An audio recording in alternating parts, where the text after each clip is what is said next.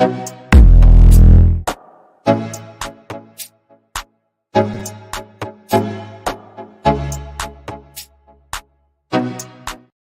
right, everybody, welcome to the Real Life on the Bass Kayak and Beers podcast. As always, it's your boy Armando. Thank you for joining us, whether you're watching the live show or whether you're watching or listening, actually, on our MP3 format on Apple Podcasts, Spotify, whatever format you like to listen to our podcast. We do appreciate it for tuning in. If you're watching the live show, be sure to share the video, comment, ask questions for our special guest today if you have any questions. And feel free to chime in on the comment section. It's going to be a great episode. We're going to have Josh Renko and Chris Vaughn, the guys from the Smallie Talk Podcast. I've been meaning to get these guys on the podcast for a while now. We kind of haven't worked out with the schedule, but finally, perfect timing, because Josh, as most of you know, has just won the Bassmaster Kayak Series at, of all places, the Susquehanna River. I feel like, you know, there's, other than the TOC and the national championship, there are bodies of water where just winning it just has that certain mystique about it. You know, there's a big difference, in my opinion. And you all can chime in if you want in the comment section. And I'll obviously ask my guests about this. But, you know, winning at, let's say, Broken Bow or Lake Dardanelle doesn't have the same feeling as winning somewhere like the Susquehanna River, which has been, like, you know, a lot of people's, certainly my bucket list of places where I want to fish. Lake Fork, Possum Kingdom. There's always those, Guntersville, you know, there's always those tournaments that feel like if you want to pick one you can win, you want to win it at that specific event or lake. So again, it's big congratulations to Josh Renko, who's going to be our guest for today. Other than that, you're going to see me fumble a little bit here. My computer decided to update at the worst time, so I'm using my laptop, my work laptop. So I'm trying to figure out a couple of things here. So I might be screwing up a couple of things here and there while we get into the live show. But anyways, great to have you guys on. Let's get rolling with this. Let's bring our guest, Mr. Josh Renko, Mr. Chris Vaughn. How are you guys doing? Doing great. Thanks for having us on. My pleasure. Thank you, guys. I've been that fist pump again, dude. Look, here's the deal. I've just been on the circuit, hitting all the podcasts. Everybody's wanting to talk to me about my recent success. I appreciate it. I mean, it's sort of like back the spotlight off a little bit. Josh is part of this podcast, you know. So I was actually, Chris, I was going to ask you, how does it feel now to live under the shadow of Josh Renko? Right. Well, you know, the shadow of Josh Renko is wide.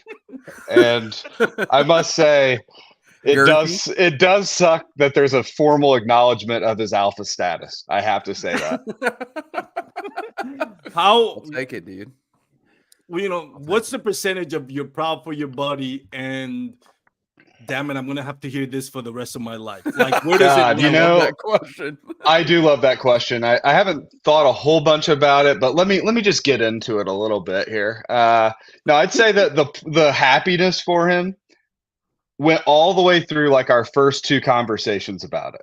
Okay, and now I'm realizing it's like, you know, the bride has her great day, and then like 3 days into the honeymoon, she's like, "This is for the rest of my life. I'm gonna be," and that's sort of where I'm at right now. Like, is this how much longer before I just start being like, okay, filed papers, dude? You filed papers already? Do you think? No, I'm stoked, dude. I mean, and I think that we have such a close knit group of guys that that are all, you know, just the biggest nerds on earth, and our wives have to just like eye roll constantly about how much we talk about fishing and that kind of thing. And that group, I think, was just absolutely amped for Josh in this big win. So pretty proud of him. Josh, how's it feel to kind of legitimize your alpha status on the Wetboy Nation? I love all this talk. You know what? Here's what makes Chris, here's what makes Chris and I's podcast so special, and our friendship, is we truly are two, I would call, like, true alpha males. So, but we figured out a way to coexist, and like we work really well together in that dynamic. So I've always, thought of myself as a little bit of an alpha male, but Chris is equally alpha male. Just he has different accomplishments, different things. So I definitely respect him and will. But with that said, I will always take the opportunity to gloat anytime. If you think that he hasn't already started scouting out which tattoo artist is going to give him a tramp stamp of the blue trophy, you're dead wrong about that. All right, that trophy will be on his lower back. That's a great idea. That's a great idea. But no, I mean, in all honesty, the best part of having this whole experience of winning the tournament is all the excitement around it, like directed at me. And I I've won. You asked me before, like, is this your first win? It's like, I've won a lot of tournaments, just none this big. And like those little tournaments, like people don't care. They're just like, oh, cool, you won this local event. And I've won some ones that, have had 70, 80 anglers in them. So they were bigger tournaments, but nothing on the national stage. This was like I was getting videos of my kids like watching me at the awards, and like people were coming out of the woodworks like, oh my God, I can't believe you won a Bassmaster tournament. Like that's by far the coolest thing. And my boys, we do have a group, very, very exclusive group of boys, and they were absolutely lit for it. And I cannot thank them enough. It's still cool. Like, yeah, I mean, super cool.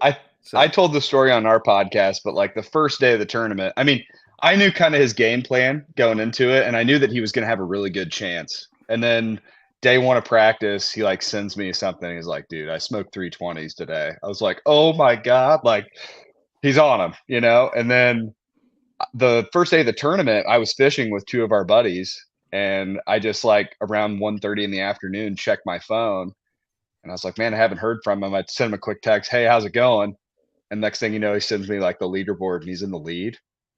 And like the other two buddies on the river, I was like, whoa, they thought I had a big fish on. It wasn't. I was like, Josh is in the lead in that tournament. And everyone was from then on pretty much peeping that leaderboard, I think, constantly. So pretty fun. Let me ask you something that I know you've covered, the details, how you won everything on the KBM podcast and Paddle and Fin. By the way, great interviews on both podcasts. So I don't want to dive in too much. I don't want to be repetitive on how you won and everything. But I did have one question I wanted to ask you. When you were talking about your spots, it seems like it was kind of really secluded spots where it wasn't, you didn't have this wide range of areas. From what I understand it, just going by the descriptions that you were talking about. Yeah. And I noticed you asked Ryan Lambert kind of this question. Did you, after day one, was there any thought that you would go to another place on day two because the day one you cannot repeat your bass, even if obviously you're going to catch it legally? But if you catch it legally, if it's the same bass that you caught the day before, it's not eligible. Was there any thought like, how many 95-inch or 96 or 100-inch bass, bags, not bass, obviously, am I gonna find in that smaller secluded spot? Did that ever cross your mind? It crossed my mind that I had no idea if some of those fish were the same, because like I actually didn't have very many measure the same. I want to say I had 3 19.25s. So there were like 3 fish that were with, that were the same length. Maybe 2. I don't know. I'd have to go look. But I was, while I was fishing day 2, I was like, if I do catch one that's the same, like I won't know it. It's not like I have any idea. It's not like you're doing it on purpose. Yeah. Right. So I would just, now with that said, this spot, it was very secluded, but the dynamics of this spot, and you figure this out when you're there, the fish are moving into it and feeding and then moving out. So like from what I sort of this is all theoretical. Obviously, I haven't like got underwater cameras watching the fish, but there's a wintering hole like really close to there. And in the fall, kind of what those fish do is they're staging to winter up. And those fish, basically what I think was happening is they were like kind of like staging in this wintering hole and then coming up and feeding in the area I was in and going back to this hole. So you like had this, and I bet you there's a lot of fish that were there. And it was big enough to where, like, I mean, I guess you could have caught the same fish, but I just thought it would have had to I would have been unlucky if that had happened. So no, I didn't really worry about that until honestly just after the tournament. I was like, man. But to be honest, Armando, I probably would have won it even if I would have got With all one, the cold, one or two of those fish DQ'd because I had like a 3-inch lead, and I had all my fish I caught were big. Like even the ones I called out were like 18 and a half, 18 and 3/4. So it's like I would have still been okay. And that's kind of what I was like, well, if I lose one of these 19s, like I'm gonna lose like, half an inch or something. Is that gonna be a big deal? And I don't think it would have made a difference in me winning. But yeah, it did cross my mind after the tournament more than anything. So it's funny because I remember watching your lives when you catch one. I usually if I'm not taking part in the tournament, I like to keep up and I cheer for who I want to cheer and all that. And I was super excited to see you after day one. It was like, yes, this is the guy that should win it. The we were joking about it, the small guy, not the small guy, but I'm saying like the guy that represents the blue collar small angler that doesn't or small tournament angler, I should say, that doesn't have sponsorship. Well, you do with Achigan and everything, but that's not a household name in tournaments. But yeah, it's so I was excited when I saw you after day one. Day two, I'm following you on social media, and I got a there was a couple of live videos that were getting impatient because I know you're waiting for people to get in for a yeah. couple of minutes. I'm like, I know he's gonna hold up a 20-inch smallmouth. Hurry up, dude! Like, I want to talk here. So I see you waiting, looking at the camera. I'm like, come on. I know you're holding a 20-inch bass. What are we waiting for? Mhm. I'm already locked in. Forget about the rest. But how excited were you to show that? That process. With the rest of the Wetboy and community. Yeah. Like I wish I would have done it more during the tournament. But it just takes time. When you're like when I was fishing that tournament, I was honestly like locked in. Like I was not thinking about anything else. Like I was casting my little butt off, dude. I mean, I was making hundreds, if not thousands of casts just like over and over and over again. Because it was a numbers game in that spot I was in. I just needed to keep my lure in the strike zone, waiting on those fish to move up and feed. And if, I was there when they were moving up and feeding, I would get them to eat. There weren't a ton of fish at one time moving up in there. So now I think that spot here in about maybe now, a couple weeks from now, you probably go up there and catch 50, 60 fish. But like it just a little early for that spot. So there just weren't a lot of fish, but they were all like really big. But yeah, man, when I did that live, that was the last. It was kind of one of those fish. Like I caught it, and I was like, "This is like I just won it." Like I knew, like it was. I went from having like a 3-inch lead to a 4-inch lead or something like that, and it was like, there's nobody that's going to catch me. Like, there's no way anybody can catch me.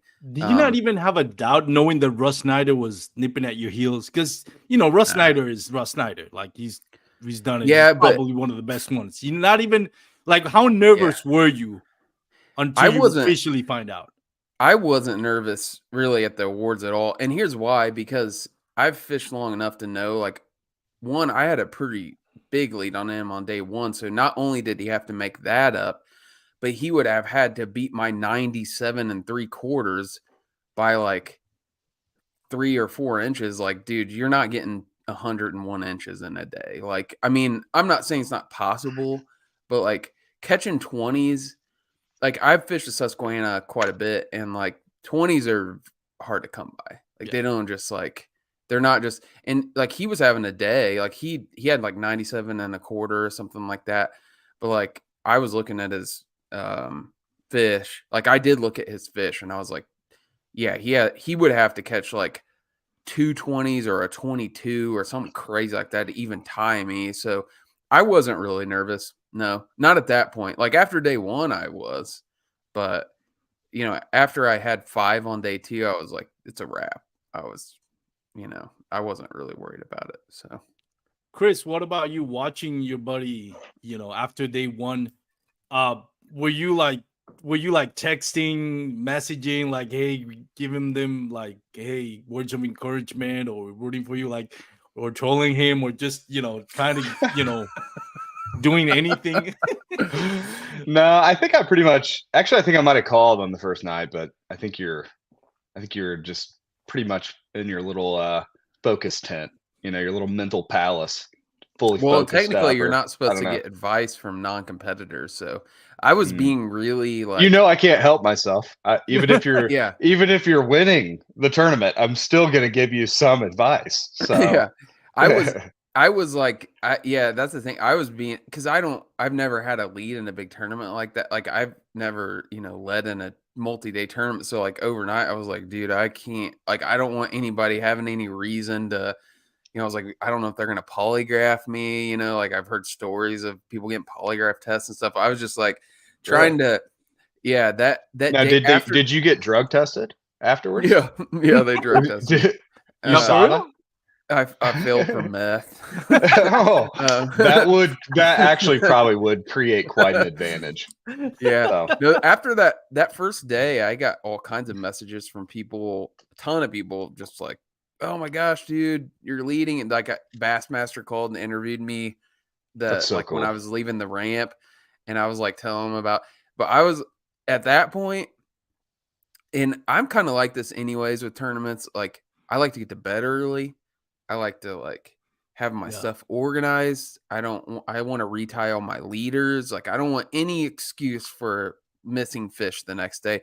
I was sharpening hooks, changing lure, like everything. I was getting all prepared, and like I went to bed at like if somebody could put 9:30. together a montage of what you were doing, just like 80s, like Kenny Loggins music in the background, you just like tying a, just like slow Kenny motion. Loggins, that is so fitting. That's like the official 80s soundtrack has Kenny Loggins somewhere around. Yeah. And I was a little nervous that next day because the spot muddied up. It was 2 things, like the spot muddied up and the river came up. So I was like, man, not only is my spot going to be kind of like, it's going to be different, but everybody else is probably going to smoke them tomorrow because that river came up so fast. And like anytime the Susky comes up, dude, people. What was the clarity before? Like the first day, what was the level of clarity? The one side of the river that I was fishing, it was really clear. It was like probably 5 foot of visibility, and that's where I got all those swim bait bites. The far side, it had rained the night before, and there's a creek close to there, and it was like really chocolate milk on one side, but the other side was clear. So like I wasn't getting any bites in the mud at all. I didn't catch any bites in the mud on day 1. It was all clear water. And then at the end of the day, the whole thing mudded up. So I was like, well, it wasn't that I didn't think I could catch them. It just like I knew I couldn't go back and do the same thing. I was going to have to change something. And like anytime you change a presentation, it's like, well, maybe they'll hit it. I'm going to have to tie on different stuff and like figure something else out. And I did have to do that. But I will say this, when the Susky gets muddy, don't overcomplicate it. Throw a jackhammer. Yeah, that's all you need to do. Chris will attest to that, dude. We smoked him this spring. And that spring trip was one of the first times I had used jackhammers that much. And I was like, holy crap. These things are awesome in the right conditions. And so I kind of went back to that. I went back to the couple trips I had already taken the Susky, and I was like, jackhammer, and I threw it all day long. I did not throw anything else. So when you were leading after day 1, and I kind of want to ask you this because, and obviously this is not pales in comparison to your achievement, but I did fish Lake Dardanelle last year, and I remember with about 45 minutes to lines out on day one, I hook into this almost 20-inch bass. I think it was 19 and a quarter or 19 and three quarters, which for Lake Dardanelle, that's pretty big. And I jumped up to the lead and I started getting messages and messages because, I mean, I'm sure my podcast is not as popular as yours, but sometimes you do get people following you on the podcast. You do get people that recognize you when you're on the boat ramp, and you're like, okay, that's cool. And then all of a sudden, I started feeling the pressure. I'm like, damn, I'm leading after day one, and all of a sudden, I'm in everybody's eyeball. Like, I got eyeballs on me. You know, people are looking at me, people are messaging me, and I feel like, damn, I can't screw this up on day two. And then at the with 5 minutes left to go, Garrett Morgan leapfrogged me and took first place. And I saw that as like a blessing. I was like, fine, I don't want to be in first place after day one. Yeah. How did you feel after day one? Would you have rather kind of be an inch behind the leader, or did you embrace the pressure of being day one and everybody, now you're on everybody's radar? Your friends, your followers, people that you don't even know that listen to your podcast? This is gonna sound really like pompous here, but I thrive under pressure. No, like, that's I good. Really, I do. Like I hate this. I hate this so much. And the thing is, Chris hates it because he knows it's true. It's probably true, but still, come on, man. I'm telling you, man. Whenever like at work, when I'm pushing to a corner and like I have to perform, like I just fish better. I've always fished better in tournaments and I have fun fishing because it's just something, that element of pressure, man. It just makes me, I think it just makes me try that much harder. It's it's the method. Does it simplify your mental approach, or what do you think the pressure does to you that makes you more successful? It just makes me work harder. Like, honestly, like I work. And when you're fishing is like relative. It's like, okay, you're not working. It's not like, everybody always talks about, oh, you're grinding out there. Like, bro, you're catching fish. Like this isn't like on a factory line or something. But I fished my little ass off on Sunday, dude. I mean, I was like, and it wasn't that I was like nervous. I just knew like, it was the fact that I knew it was like within reach. So if it was within reach, like I was going to do everything in my power to make sure it happened. And, things were in a tournament, dude, you just have things that just happen. You can't control. You have competitors that do well. You have fish that break off. I mean, that's probably the biggest thing. I look back on all the tournaments I've ever fished, and all those moments that keep me up at night are all losing fish. Like, they're the 20-inch smallmouth that like jumps and throws your treble hooks or whatever. Like, it's happened to me. I've had, my early days before I was like had a system, I have had 20-inch fish jump off of measuring boards and lost them and cost me money. I've had all kinds of things like that happen. And like, I was just focused. Like, no, I wanted to be in first. I definitely wanted to be in the lead. Like, what is your system for keeping them on your board? What is it? It depends on the situation. In the current kayak I have, I beach it, dude. We don't measure in any sort of water where they can jump off. But that's a good idea, actually. Yeah. Well, you were in the inflatable one, right? Yeah. Yeah, dude, I'd be nervous as hell too. Especially, but if you're in the middle of a lake, you can't really do that, I guess. Like if I have to measure a fish on it, what I do is I take my net and I prop it up. I like hang part of the net on my pedal drive. Yeah. And I like make it as a barrier, and I put the head of the fish kind of basically where it's facing the net. So, because if a fish jumps off, they're likely going to go head first. Like all the fish I've ever lost off a board, they go head first into the water. And I have had recent tournaments where I've had to measure fish on that boat, and I've had to jump right into that net before. And I actually had, what was it? It wasn't this tournament. So they go over the little bumper? Is that what you're saying? Like when they flop, they go over the bumper? They don't even like, it's nothing but net, dude. I mean, they literally jump off the board into the water. They're like, no, don't even touch your kite. If they get their body right enough, they can literally propel themselves off that board into the water. But like if I'm in a hard boat, I'll like tilt the board against, on an angle and like put the net back there. But like back in the day, dude, I used to measure fish on my lap. Like I didn't know, I had a freaking huge largemouth on White River tournament one year. I had it on my lap, dude. A guy had paddled up and saw me catch it. He's like, "Oh my gosh, that's a monster!" And I was like, I was nervous, dude. I was like, putting the fish on my board, dude. And this thing, one fell swoop, goes off my board into the water.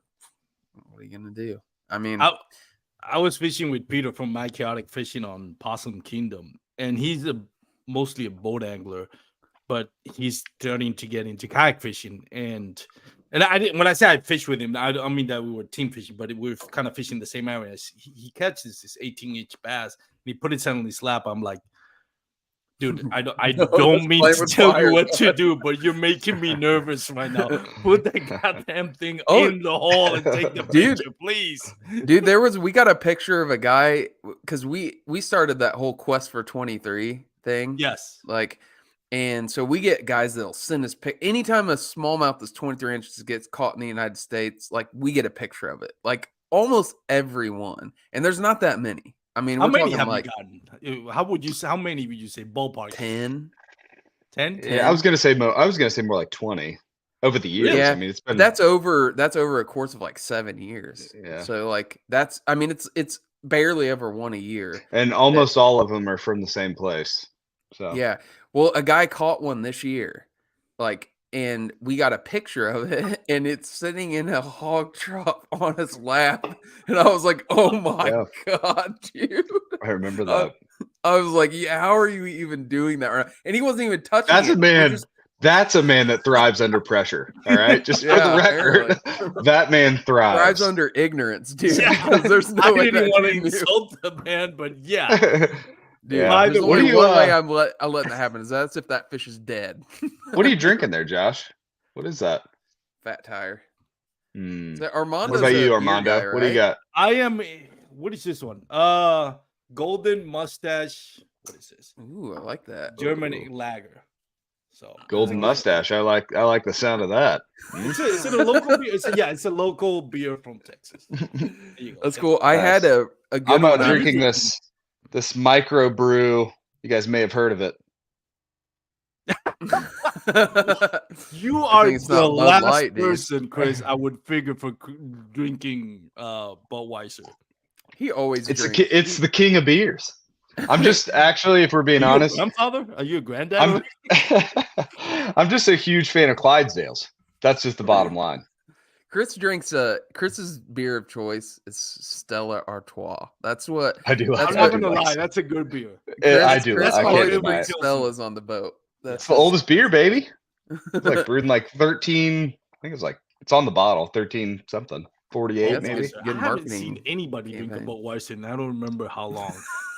You just did. This podcast is brought to you by Budweiser, the king of beers.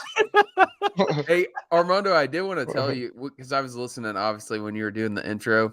Yeah. On the about hell of an intro, by the way. It was really good. I'm a little embarrassed. I don't know if you're being serious. No, it's very from one of my favorite podcasts, Smallie Talk. I do appreciate that. Like, you are by far the best podcaster on this podcast. Let me tell you. I've done nothing but talk over you guys and talk about the king of beers. There's a point where I figure like I need to bring Chris. I don't know how much money Josh is giving him, but I need to bring Chris as a host here. Bring it over, baby. You're gonna be. I'll tell you how much he's paying me. He's paying me in Budweisers. You're never gonna have to worry. You can be the alpha male on here on this one on my podcast. Buddy. What an enticing offer. I gotta say though, dude, the intro killed it. I mean, when I looked at our little video, are you talking about? Yeah, the whole thing, the video, the drone shot. I was embarrassed about our intro, to be honest. Yeah, we do. I know. Well, your intro, it's not your intro. What makes your podcast great is the chemistry between you guys. Like, you can get away with a lot of chemistry, bud. You actually do get away with the lamest music. It's royalty free. It's by a little band called Royalty Free. Look them I up. listened to that intro, and then I listened to you guys, and they're like, this intro it's not representative of this show. Well, we can't change it now. It's part of the podcast. So we started it when I came up with that when we had no idea what we were doing. But all right, Josh, since we're on we're guests on another podcast, and our own listener base won't be completely shamed by what I'm about to ask you. Can you do the scream from our intro? I want to hear your best. Go ahead. Your best river runs through it scream. Hang on, let's see here. Oh, it's hard. I was thinking exactly what he says. I was trying to do the Arby's voice the other night with Ashley. We have the meat thing. It's actually kind of hard to do. But what does he say exactly? He says something. We have the meat. I'm just kidding. No, I know. I thought that was your voice, Josh. Is that your voice? No, it's Brad Pitt. Yeah, it's off the river runs through it. Yeah. Mm-hmm. That's actually rip that bad boy up. That ain't royalty free, bud. It's a trout one movie. of my favorite fishing movies. A river runs through it. Yeah, it's a great movie. Yeah. Great book too. Yes. What I was gonna say though, Armando, is hey, you gotta tell me what it says. Something. Look at that fish. It's he screams and then he says, "Oh me, oh my! Look at that fish." Oh me, oh my. Oh me, oh my! Look at that fish. That is scary good. That is really good. I thought it was pretty good. Sound like bad pee for a second. All right. Let me try it. All right, this is kind of hard. Oh me, oh my! Look at that fish. That was better than mine. That was actually. Chris listened to that like 20 times before the podcast started because he knew he was going to do that, and then I'm going to interrupt him, and I'm going to make him and then I'm going to make him do it, and then I'm going to say it's terrible. Yeah. No, what I was saying, Armando, is like you were saying the how the Susquehanna like wind means more in kayak fishing or whatever. And I didn't really think of it like that, which. I kind of, realized that afterwards. That's not just any wind; it's the Susquehanna. But you know why I think that is like the Susquehanna is like that's a kayak fisherman's that's our destination. Yeah, like nobody else bass boats can't get on it. Yes. And it's freaking an unbelievable fishery. So it's like got two things going for it. It's like it's kayak only pretty much. Tournament wise, and you can't even the jet boats can't even fish tournaments on the main stem because it's catch and release only. So they can't put fish in a live well. So literally the only people that can fish tournaments on it are kayakers. And it's this crazy fishery that unless you've been there, you just can't explain it. It's just the fish, the atmosphere, the scenery, everything is it's a wild place. So I think that's why, though. I think that's why people feel like that. So and the only downfall to the Susquehanna River is Jake Harshman. Let's be honest.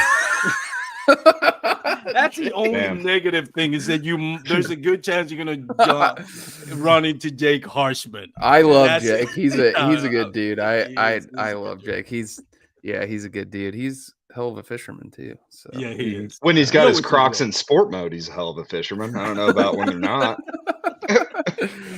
Yeah. By the way, for anybody that's watching the live show, if you have any questions for our guests, feel free to put it on the comment section. We'll do our best to get him to answer. But I wanted to ask you about, a couple of things. This one I'm really afraid to ask, but what the heck? Let me ask. Explain to me, what is Wetboy Nation, and how do I know if I'm part of Wetboy Nation? I feel like I want to be, but I don't know if I have the G14. So here's the first thing. Yeah, we're gonna officially induct you into Wetboy Nation. So Armando, Don't you're listen to officially a wet boy, and Yes. and you are in Wetboy Nation. So wherever you're at, if somebody asks you if you're a wet boy, you know the answer. Is Brad Hicks a web boy? Oh yeah, Oh yeah. that Brad is one of the he's wettest. soaked. He's soaked, one of the dude. wettest. He's He's one of our he's best so guys. Yes, He's one of our he's a best. good one. Yeah, I gotta Yeah. say, where are you from, Armando? Where's your accent from? I live in Texas. I used to live in Puerto Rico. Okay. But I'm also interested. That's another question. Did you figure out, Shrinkle, where your accent is from? Because I know that was asked. Dude, I got called Is out it on the California? accent. Apparently, both of us have a Midwest redneck skater. I was accent. That's watching what- Lords of Dogtown the other day, and I was like, "Yeah, I can see it. I can see Joshua and Chris Vaughn. Yeah, You're crushing me right now. I love Armando. that. You're dude. crushing- I love that. I gotta say, hearing you say "Wetboy Nation" and then accusing me of sounding like the guys from Lords of the Dogtown. I don't know, man. Do you want to be part of us? Do you want to be? Yes. If I'm a Lords of Dogtown guy, this sucks. Dude, those are legendary skaters. Yeah, man. They're like, That's true. seriously, what they've done. But Yeah, I'll take that crown, bud. I'll take that. Yeah, I don't. You know, the wet boy thing is funny. Like, we obviously have a good time with it. Where it started, I honestly I know the origins of the story, but I don't even understand it. Honestly, it was like Chris. I was saying it like wet boy, Okay. and Chris is kind of like, he was like, chill out on that, dude. Like that's a little like, out there. And I just, when he did that, it was like, all right, this is going to go as far as it's going as I can possibly take it.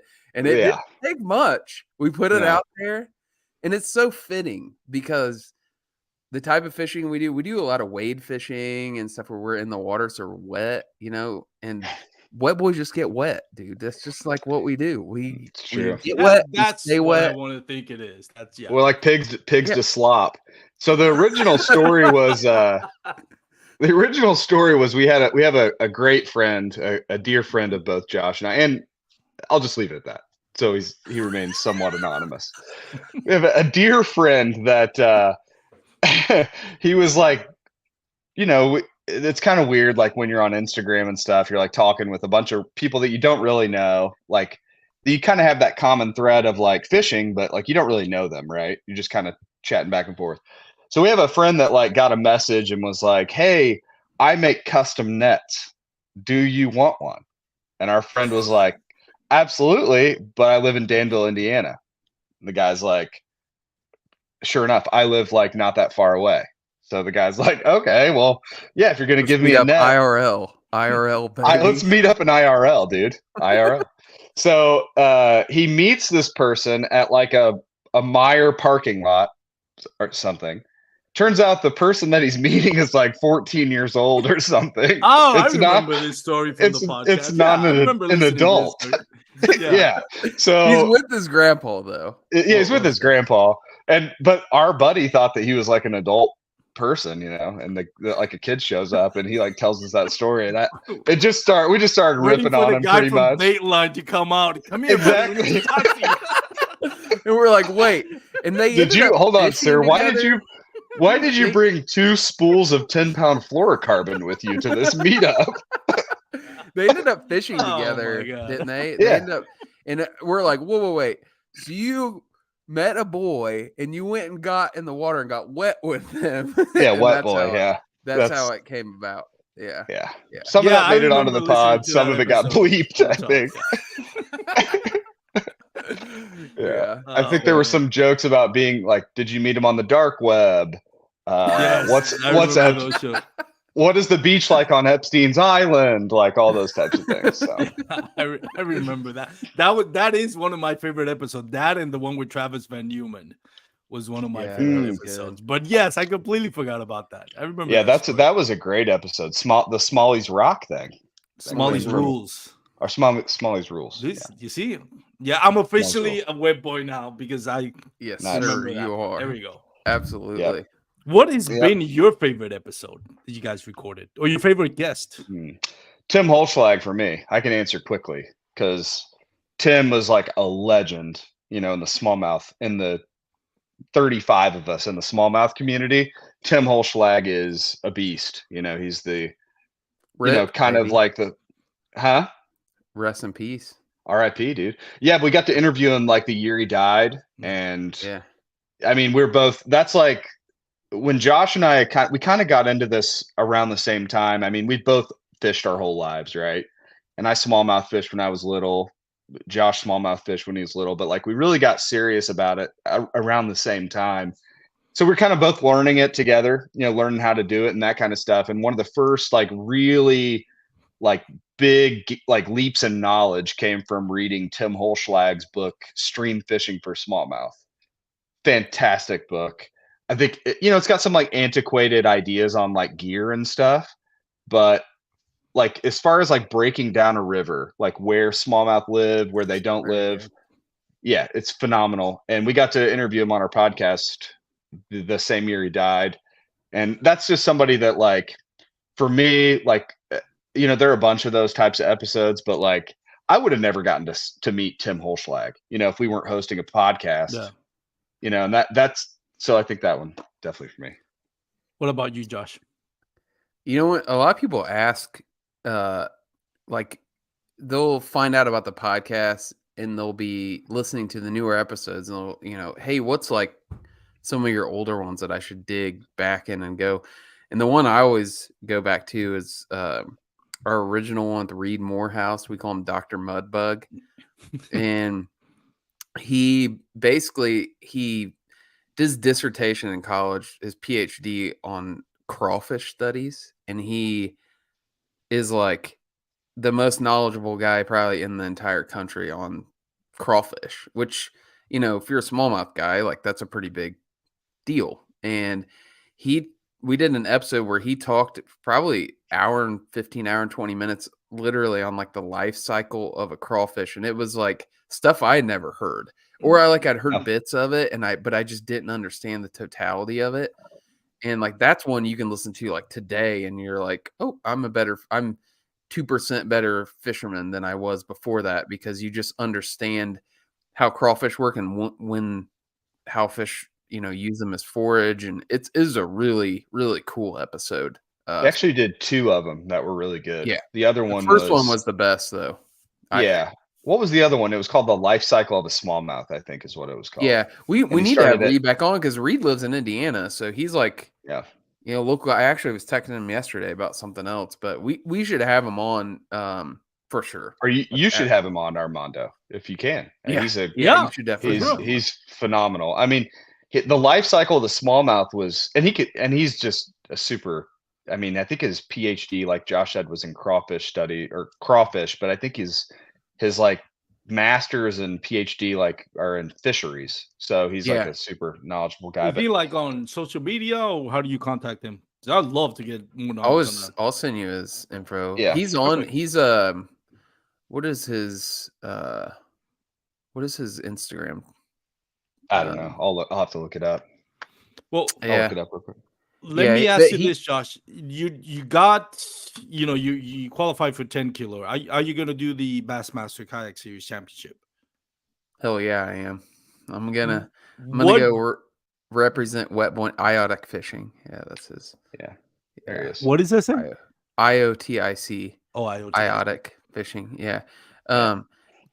Yeah, I'm definitely go ahead. Definitely going. Yeah, I'm 100% going.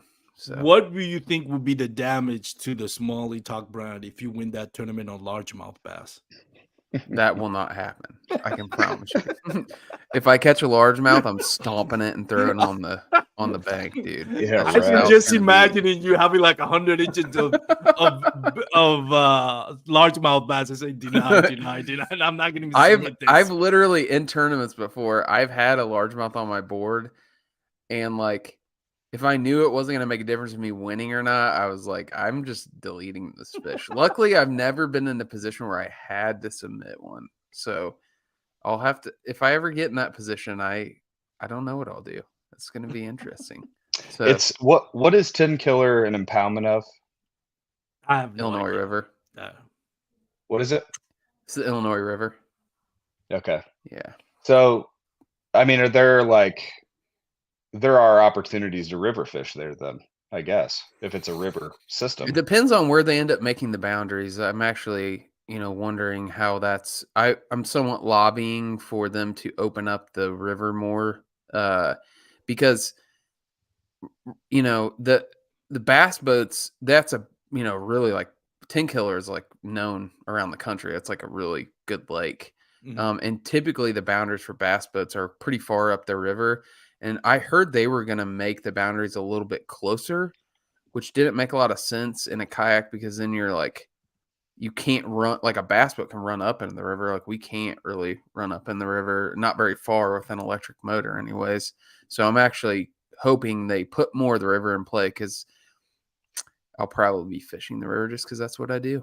So yeah. Would you even consider, if you knew that the winning bass? By the way, let me see if I can. Again, I'm on my laptop, so I'm gonna try. Okay, I don't want to open system settings, but anyways, while I try to do that, do you, if you knew that the only way to win would be fishing the main lake, would you even consider it, or are you just gonna live and die with your decision to fish smallmouth? I would fish the main lake if I could catch smallmouth. Like I know you can. So I've fished lakes my whole life. I just, up until 10, 12 years ago, I started really being exclusively at rivers. Like I know how to fish lakes, especially in the spring. Like they're going to be up shallow. Like it's not going to be like, it's one thing if it was the middle of summer and I was like, live scoping them in, the middle, like that's probably not going to happen. So like I'll go through a freaking chatterbait or spinnerbait on, at some shallow That's cover. 10 Killer there. Yeah, that's 10 Kilo over there. So this is kind of like, I guess the map is the Army Corps of Engineers kind of thing. I don't know. And then I guess it does go up quite a lot. So you're hoping that they open like the north part of this, right? So what? So what I was told is 62 was where they allowed like the 62 bridge, which I think 62 or 82? 62. So if you go up, like up further, it's like 8 miles upstream. There it is. Yeah. Oh, there we go. Oh, yeah, that's a lot of river. Yeah, like it ends up being like 8 to 10 miles of river, but it's like pretty deep river, so it's not like, I think in the springtime you can run like a prop boat up there. So there's a kayak launch right there below the bridge too. So I'm kind of hoping they open that up. So we'll see what happens. That's gonna be interesting, because that's way up there. That's really north of there. I hope they do. I mean, well, that would make it more interesting for sure. Yeah, in the actual city where where the actual town is they're doing is up there, so it kind of makes sense. Oh, okay, so that would make sense. Yeah, it's like up by that. I think it's even further north. It's like Tahlequah is where they're doing it at. So that's like way up there. So they're doing the weigh-in and up there, you said? Well, not the weigh-in, but the awards. Awards, yeah. Yeah, Tahlequah is where the like center for the tournament. So I don't know. I always feel like with tournament, like bass or kayak tournaments get a little too cute with like trying to be too much like bass boat tournaments. Yeah. And they're like, oh, well, we got to, launch from boat ramps and all stuff. It's like, dude, we're in kayaks. Like, that's kind of the whole point, is like you can get to places that you can't, and you're limited by not having an outboard motor. So like a bass boat launches at a bass boat launches at those ramps because they can go anywhere in the lake. Like a kayak really can't. Like you're limited. A torpedo goes 6 miles an hour if you're lucky. So like you can't really like put the same rules on the kayaks as you can bass boats, because they don't have the same capabilities. But what a kayak can do is it can launch in a non-boat ramp or in a shallow river. It's like, so let us go to places where the kayaks are a little more like in their element. So I don't know. I mean, I'm biased. I hope they put some of the river in play, because I think it will make things more interesting, and it won't be boring. which I think it could be if they. Do they do that not to make the tournaments like bass boat tournaments, but to prevent people from like trespassing? Is that part of the No, deal? no. I hate to comment on this because I know this is kind of like subject, but I think back then it wasn't considered cheating, so I'm not accusing anybody of cheating, but I think a lot of it was people saying, well, that area is not like the whole thing is like you can't what do you call what's the word? Starts with a P. Oh my god. Portage. Portage. You can't portage. So a lot of people would say, or some people would Okay. say, well, I consider that accessible. So I'm gonna launch behind this at the other side of this 3-foot laydown that's sticking out of the water. And then the problem is like, well, people would say, no, that's not accessible. It says like, and some people will say, no, it is for me. Well, and Well, the did thing you is, do like, it? No, I didn't. I just assume it is. I can do it. Okay. and that So that kind of meant to me, Yeah. that mentality is like, I could understand the advocacy for like launching at any non-official spot. Like, I get that. Like, I'm not saying you can launch at any bridge or any like on X place that you can find. It's like, tell us where we can launch. Like, they can be legitimate put-ins, but don't make them like just They'll make in the him boat main launches. lake. You mean? Yeah. Yeah, exactly. Like if there's a Okay. kayak, a public access for a canoe launch, like up the river, like why shouldn't we be able to do that? It's like I just think that if you just are doing the main lake, you're just making it less interesting and less kayak friendly. Now, what you're saying is like going up a creek 10 miles and launching into some fish that's never seen a lure before or something like, yeah, that's totally different. Yeah. But like if you're And talking I about think the that's main river, That's it's like, what broke the camel's back, kind of thing. yeah, if you're talking about the Okay. main river, it's like, dude, just like say you can do these launches and that's it. It's like you can do any public launch within this area. You can't like go, it has to be a designated like actual canoe or kayak launch. Like I'm fine with that. Like, And again, this is not because I know a lot of people will tie that to like, oh, that's so and so. It's not about that. This, that you like you said, Chris, you ask the questions like that's kind of the answer. But again, we're not throwing shade at anybody. We're not accusing anybody of cheating. The rules I back legitimately then, don't. yeah, I don't know. the rules So, back then were back then, and now it's different. But that's kind of like why, it was enough. changed. well, and people are going to complain no matter what, dude. Yeah. I mean, people complain about everything. I feel like it's just how people are. If they don't win something, because it's like never the winners that complain. It's like always the people that don't win that complain. So it's like, Yes, I feel like I agree. it's like a lot of that noise over the Susquehanna event was like Jeff Little fishing with Russ Snyder's and Christine Fisher. And it's like, dude, like there's no rule against that. Like you can say you don't agree with it or whatever. Like they either broke the rules or they didn't break the rules. Exactly. That's at the end of the day, like Jeff's not a guide. They can fish with him. Like I don't, and you may not think it's right or you wouldn't do it because you didn't feel right about it. But if that's the rules, that's the rules. And like any sport you play in, whether it's the NFL or freaking, don't tell me that Belichick doesn't freaking skirt the rules every chance he gets. Every rule that he can like twist to take advantage of to get a competitive advantage over the rest of the teams, like he's doing it. And it's like some people call it dirty. It's like, dude, I just call that like being smart. Like you're just being smart. I don't know. I have a different feeling about it. To me, it's black and white. You either broke the rules or you didn't. And I agree with that in some aspects. I do think there's a difference in the sense that when you consider pro sports, those are athletes being paid. Like you're still gonna get your millions, right? Whether you win or lose.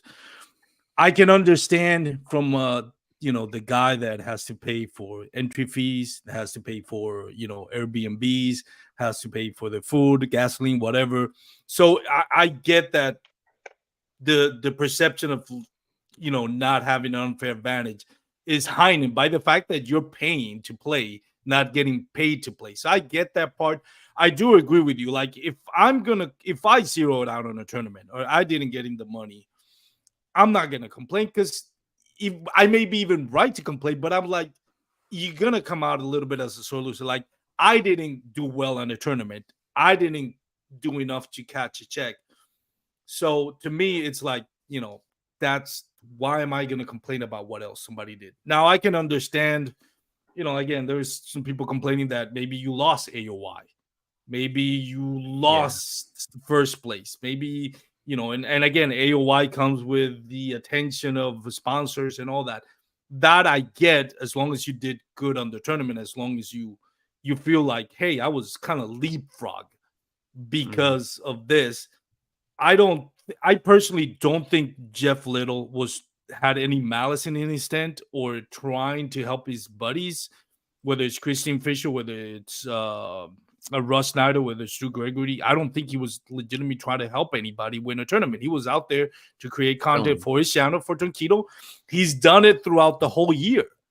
And nobody had a problem with it until now. And I get it. It's now because he's kind of like... Even if he did help him, though. Like, even if he outright was like, here's a spot and here's a lure to throw. Like, you're still allowed to do that. Like, you just are. Like, and if not if he's not... It's not... not on tournament waters, not on tournament hours if he's not a tournament angler.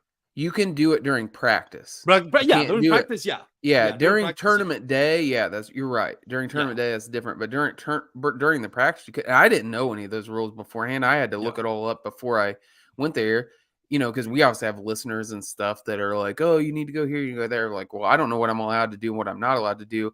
So it was definitely a thing I had to look up, and I was kind of surprised. Like, oh, well, during practice, you can actually talk to someone about the spots and you can get advice. And it's like, so I guess he did film Drew during it, so that maybe is where that came from. But let me tell you something, Drew's not listening to anybody during tournament today. That dude's like he's in his own element. Drew's on another level, right? Like, there's Drew could probably 9 out of 10 times would probably catch more bass than Jeff Little. So I do understand some of the feeling. Like, I talked to Russ Snyder, I talked to other anglers, and I'm not going to go a deep dive into this. Now, I do understand, like, if you're like fishing a tournament on tournament waters and you have Jeff Little, who's not fishing, he's just there with you with the camera. I can understand, like, having a guy with his pedigree and his experience, even if it's not directly helping you, even if it's not telling you what to do, like, it could bring confidence, right? Like, you're doing well, he's gonna cheering you on. If you miss the hook set, or if you're not catching, it would be only normal for Jeff Little to say, hey, don't worry, she'll catch the next one. And I can see how that could be an advantage. But to say that Drew Gregory or Russ Snyder or Christine Fisher cheated or tried to cheat or are somehow not deserving of their place in a tournament because of that, I don't buy that. I think Russ Snyder is deserving of the AOY. I think Drew Gregory is deserving of that leap he took that got him into 5th place. It may not have won it, but he definitely got up in the AOY standings, and congratulations. I think he earned it because he's an amazing angler, just like Russ Snyder is. And you won it because you're a great angler, not because of anything else. Lucky, but that's what Chris would say. It was cool. It was cool to beat some of those guys. Like Drew and Jeff both. Like, those are guys like Chris and I both have watched for years, like YouTube and all Jeff's content. And like, I can't, Christine, I didn't really know until later. But she obviously is like super well known. Like, it was cool to like be in the same room with those guys and like walk up last. It was pretty neat. Like, it was definitely an alpha moment, if you know what I mean. You take? Go ahead, Chris. Go ahead. So is there like a lot of? I'm sorry, I don't. Is there a lot of like controversy going on with the? There was. Like, it's kind of over. It's kind of over. I think a lot of people. The biggest thing is a lot of people. I don't know. Like, I think most of the attention got on Russ Snyder because he won AOY. Because obviously it's going to be whoever had the most. And their problem is that he was doing what exactly? That he pre-fished with Jeff Little, and Jeff Little is kind of like the leading authority in smallmouth bass in Susquehanna. Yeah, that was kind of. But again, that's allowed. Yeah, exactly. That he didn't break the rules. Now, he didn't do. And I talked to Russ Snyder. He's like, and I trust Russ Snyder wasn't trying to get away with anything. He's been pre-fishing and fishing tournaments with Jeff Little, recording him almost the whole year, and it's never been a problem. So why would anybody think it was going to be a problem now? And the only thing is because, again, Jeff Little is the leading authority in smallmouth bass fishing in Susquehanna. Yeah. If Jeff was a registered guide, it would have been a it would have been a problem. Yeah, but he was at one point. I think he wasn't. And that's another thing that I heard somebody message me, kind of brought up. Is like, why did he not renew his license this year? So, but again, I don't, for whatever reason, I mean, I have no reason to believe Jeff Little was trying to help anybody cheat him. With Jeff Little is a class act guy. I mean, look, I don't know. I'm just saying, take a step back. Yes, that's all I'm saying. Just take a step back. You're being quite bitch made. I'll just say that. I don't know. People, you're right, Armando, that people do have their money and stuff wrapped up in these. So I tend to like get a little, when the kayak guys get all like up in arms, like, guys, you're fishing out plastic boats. Like, come on now. Like, we don't need to like be that, like, take it that seriously. But it is, it's money. I think that's what it comes down to. I mean, I get it. It's a big hobby. People spend a lot of time pursuing this hobby. People spend a lot of money pursuing this hobby. But I don't know, man. To me, it's like, and I guess I probably haven't earned the right to express an opinion on this subject because I don't really do the kayak tournament thing. But I'm just saying, take a step back, and maybe, I don't know. It's a pretty big accusation if somebody's not breaking a black and white rule to just be like they're a cheater, they're whatever. It's supposed to be a fun thing that you guys are doing. Exactly, and that's the point. I understand the investment on it. I understand that a lot of anglers, including myself, when you go out on a tournament and you invest the money that you're going to invest, you just want a shot and you want the satisfaction to know, hey, I did my best and this is where I landed. I landed either first place, somewhere in between, or out of the money, inside the money. And not that you were bumped out of either first place or in the money or whatever spot you landed because you felt like somebody else had an unfair advantage. That I can understand. But again, unless it's a like you said, black and white rule. Yeah, I mean, if you see somebody break, if you see somebody like doing something like obviously illegal, that's one thing, right? Like, be like, hey, this person is like clearly breaking a rule that's black and white. That no problem there. But like, I don't know, man. It just seems. Maybe it's because I'm not as wrapped up in it, but it seems pretty petty to me. I think there's a lot of that goes on though.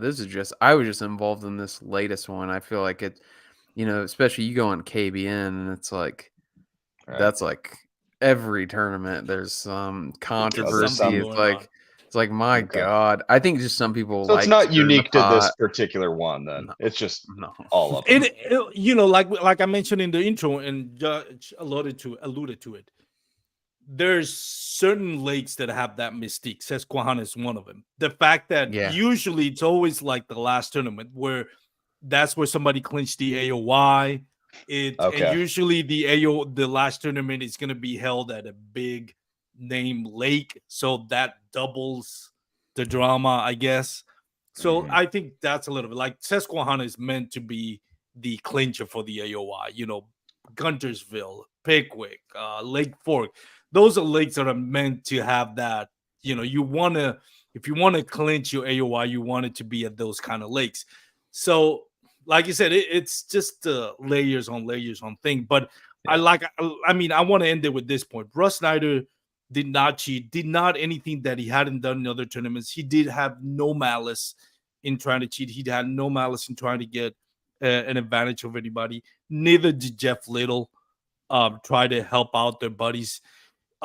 They were just doing what they've done throughout the years: record content, use them on their social media, use it from their sponsors, because nobody makes here enough to make a living. But if you can get good sponsors and maybe help yourself out, then you go ahead and do it. And as long as you're not breaking the rule, you shouldn't have to apologize for it. Your status, your achievement should not be stained, and you should be able to celebrate it, and people should be able to embrace it and celebrate it. because you put the hard work. Like Russ Snyder put a whole year's worth into this season. And it's a shame that this is what we're talking about. Yeah, Like we are, but I think hell of a YouTube channel from that Jeff Little too. The Little stuff. Yeah. Great channel. The general sentiment, I think, is that Russ deserved it. I think it's a loud minority that, that wants to make noise about it. But, it is what it is. I think Russ is a good guy.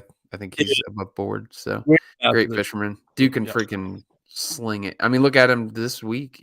Where's he from? Is he from Tennessee? He's in Indiana, isn't he? No, he's Tennessee. Yeah, he's Tennessee. Okay, Tennessee. Yeah, he was Cookeville? winning the KBF tournament when I was looking at it this afternoon. I don't know if he still is, but yeah, Enough about that drama, but yeah, good stuff. Let's talk a little bit about the Achigan brand because Achigan brand. That's all right.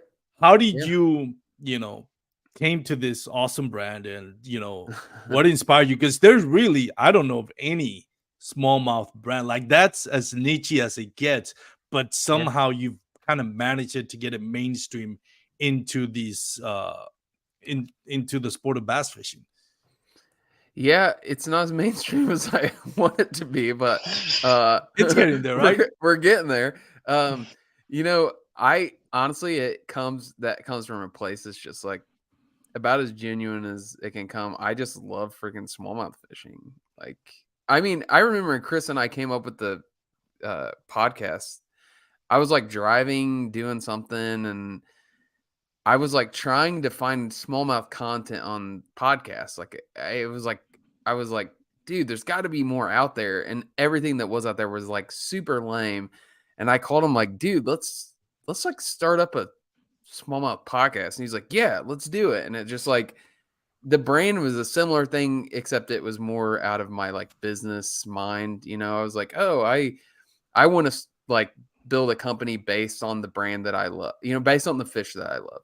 And that's like basically where it came from. And the name, I'm not creative enough to come up with that. It was one of my business partners, Andrew, came up with that, which jury's still out if that was a good idea or not, because people still are like, now, how do you pronounce that? What's that mean? That's it gets the people talking. It does. I think it's good. How do you pronounce your company's name? That's what you want your company to say. And it's one of the things where you were, people go like, what does it say? What do you? Yeah, I think you look at any successful companies, like what does Google mean, or what is like? I always go back to like Teva sandals or Chacos. Like nobody knows what Teva actually is Jeff Schrenkel, the Jeff Bezos of Amazon. Like, what does Amazon even mean? What does it even mean? Teva though, that's a great example. Yeah. Well, the thing is, those are the sandals, right? Yeah. I wear those, but we see that's why you get compared to local like Southern California surfer, maybe. I don't know. Skateboarder. I mean, we put a lot of hours into that company, like, and it's not like, it's not pretty. We haven't paid ourselves a dime on it yet. Hopefully one day we will, and it'll like be like our like main job or whatever, but it's cost me a lot more money than I ever thought about pulling out of it. So it's a labor of love, and it goes along with the podcast. It's kind of just like, I call it my shtick. I'm the smallmouth guy. I won this tournament. I caught a freaking orange smallmouth. Like, it's like the universe. Cool. The universe is like bringing these smallmouthy things to me for some reason, and I don't know why, but I have to think it's like the smallmouth gods are just smiling upon us. Smallmouth love you. Yeah, apparently. So that was cool. That golden or smallmouth bass. Has anybody caught? Have you ever heard of anything like that? I've never. There heard has. Of it. Again, I'm not a big smallmouth bass guy. I definitely hadn't heard of it before. Now that after I caught it and figured out what it is, there were several. Actually, they were caught in that river. It just, I don't think anybody had the foresight to realize how unique it was. There's must be something in the gene pool in that river. It's the Muskegon River in Michigan. And Chris and I love, like, we go up there and fish it for smallmouth all the time. And Yeah, I caught it. I had no idea what it was. It was pretty. That was a crazy wow. I can't believe I just caught this. Part of me is it's just a numbers game, Chris and I smallmouth fish way too much. No sense to them, right, Chris? We're kind of Chris Ask says my we're- wife. Yeah, I don't. We're definitely weird in the fact that we only fish for one species. The Muskegon's a good example. We'll go up there to fish during salmon season, and people are looking at us they're like, "What are you doing?" We're like, "We're fishing for smallmouth." They're like, "Why?" we're like, we like to fish for smallmouth. They're like, "Dude, there's 40 pounds of salmon in the river. You can catch them. Everybody's fishing for salmon. We're just throwing buzz baits for smallmouth." That's just, that's just what we like to do. So, I don't know. What about the Smallie Games? And I'll let you lead with this, Chris. How does the Smallie Games come for 2023, and what is it gonna be like in Chris, 2024? Yeah, how's Smallie Games going, Chris? What? Tell me about that. Tell me about Smallie Games. It's going great. I mean, I'm making lots of orders, lots of stickers coming my way. Chris isn't even playing Smallie Games. This is how great of a friend he is. The dude, hey, look right here, buddy. Refuses to play Smallie Games, and I don't know why. It's not like he doesn't fish enough to play Smallie Games. I'm not sure I would have gotten it this year. Oh, honestly. It's too hard to order the pieces. It's too hard. You need to make it easier to order the pieces. I'm like, dude, come on now. You got to play Smallie Games. I do play the game. I start off every year with the best of intentions, and I don't know if I would have made it though this year. It was harder than last year, I feel like. It was yeah, hard. I think I definitely caught enough measurable fish. The problem was the snacks. I got down to September, and I was like, oh, I think I filled my board up finally. And then I was like, oh, wait, I have to catch 5 16-inch smallmouth on a rat. I don't know if I could do that anymore. So I kind of gave up on it. But yeah, it's fun. For those that don't know what the Smallie Games are, go tell us what it is, and where can people sign up. And Josh, move your fat head just slightly to the right. There you go. Yeah, that's the Smallie Games. It's a game board. Yeah, it's essentially, people ask it's a board game. It's an interactive board game for smallmouth fishermen. Is basically what it is, and it essentially you catch fish and you take pictures of them on a board just like you would in a tournament, and then you upload those pictures to our website, and those fish qualify you to order a game piece of whatever size fish that is. So if you catch an 18-inch smallmouth, you can order an 18-inch game piece. And those game pieces are little stickers that you put on your game board, and you basically try to beat the game with them. That's essentially what it is. How did you came up with that idea, and what type of substance were you using at that point? Meth. The same kind of meth I was taking during that tournament. It was drug of choice. Yeah.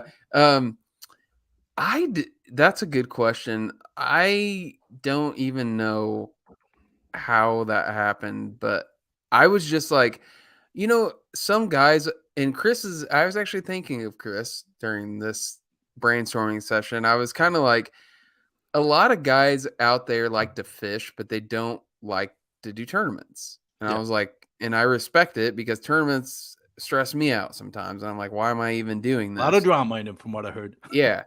Yeah, I know. But I'm I've always felt going out on the river or the lakes or whatever, for those guys, let's say you're a trophy guy or whatever, your reward is catching the big fish and getting the picture of it. And I was why can't I make something to where guys who like to do that will have a goal at the beginning of the year, and they can track their progress, and they can hang it up in their office and keep track of it, and and then if they beat it, they get some kind of award. We call the people that beat the game are called bronze masters, and you're part of an exclusive club. So I came up with it just kind of for me, honestly, because I was I want to when I'm out just fun fishing, I want there to be some kind of thing I'm working towards, and that's essentially what it was. So I feel almost like it was an evolution of a lot of ideas that you had. Like one of them was for the like the 20-inch certified shirts that you guys have. Yeah. Like that was like your original idea, was to start something like that where you could like get something for sending in a certified like 20-inch fish or whatever. Yeah, which we have that now. We have a shirt, like you can only buy it if you submit a 20-inch fish, 20-inch smallmouth. Yeah, it was a little bit of that. It was that, and then it was like, oh, dude, it'd be cool to do a board game. And at this point with the Achigan, it's like I was explaining before, it's not about making money for us, it's about branding. So we're trying to like grow the brand. I was like, if we can do something like that engages people all year long, and like they kind of get excited about it, sends traffic to our websites, all these things, like we break even on the game. We don't make any money on the game itself. And I'd love to do it for free, which that's the goal. The goal is to do that game completely for free, if not next year, the year after. But we just have to have the business around it to be able to, to foot the bill. So to me, it's just like a fun thing for smallmouth guys. And we've got, this year, I don't think we cracked 200, but we're really close to 200 guys playing. So it's like a decent amount of people playing. So are you surprised? Not just Achigan, not just Achigan. I'm sorry, I keep saying Achigan, Smallie Games, Smallie Talk. Are you surprised at your reach? How much people have embraced it? The growth of it? Is this like on a scale of 1 to 10? What would you rate the success or your expectations? Like, I didn't imagine 10 has that we blown would it grow. away. 1 is like severely underperformed. In my wildest dreams, I didn't think that 80 people will listen to our podcast, and we're at like 83 right now. So, like, I'm pretty sure you're more than that. I'm pretty sure you're a lot more than that. Listen, honest to God, until like late last year, I thought that's how many people listened, and then we did it for 3 years before we looked at the numbers, and we were like, "Oh my God, I've said some things. I said some things I can't take back." It's there now. There's 70,000 people listening to the show. My God. Yeah, No, there's like I was looking at the numbers, and we have like we're closing in on like 1 million hours of people listening. I'm like, that's not episode. Wow. Yeah, like total, like 1 million hours. Like people have like listened to our podcast for 1 million hours. I was like, that's crazy that like people listen to it for 1 million hours. Like, yeah, I had no idea. I mean, I don't know. Yeah. The company, I think you are underselling it slightly, just for the record. And I'm saying this as an impartial third party. Josh is underselling, or I'm underselling? Yeah, no. I think Josh is a little bit. He's like, oh, we're not making any money. Blah, blah. I mean, they have. Yeah, I feel like you guys have a lot of reach.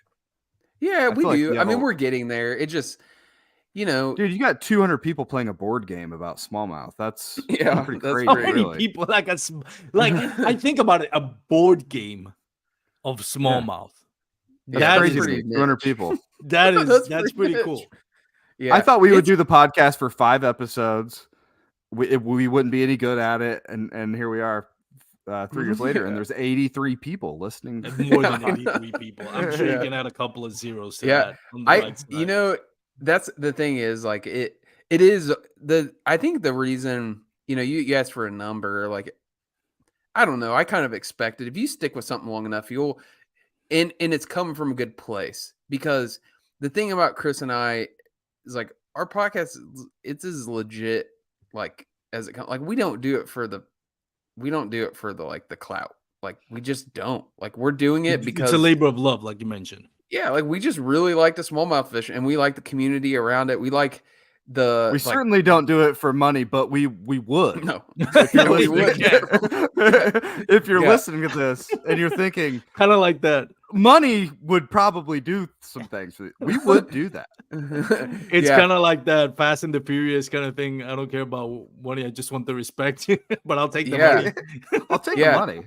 Yeah, I mean, but like for real though, I think hopefully that like bleeds through to people that we're like, because I think a lot of people start podcasts, just kind of like, oh, I want to like, they have some kind of goal in mind that they want, like, like, oh, I'm going to dress it up. And like, I'm gonna solicit sponsors, and there's nothing wrong with that. Like, I have nothing wrong with that. That's just not us. Like, we're the Lords of Dogtown, dude. We're just like Oh my skating in an God. empty.